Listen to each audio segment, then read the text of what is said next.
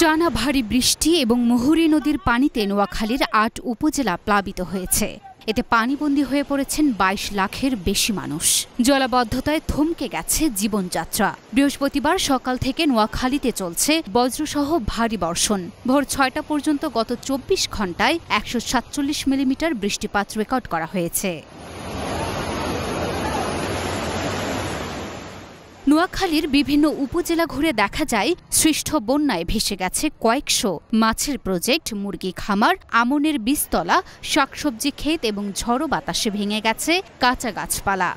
বিদ্যুতের খুঁটি উপড়ে পড়ায় বিদ্যুৎহীন হয়ে পড়েছে কয়েকটি এলাকা।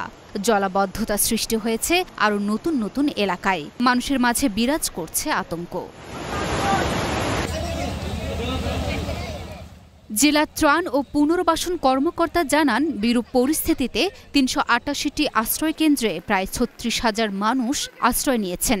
সময়ের সাথে সাথে আশ্রয়কেন্দ্রে মানুষও বাড়ছে। আক্রান্ত জনগোষ্ঠীর জন্য ৮৮টি মেডিকেল টিম গঠন করা হয়েছে বলেও জানান তিনি। লুনা আফরোজ, স্নিপা, ঢাকা পোস্ট।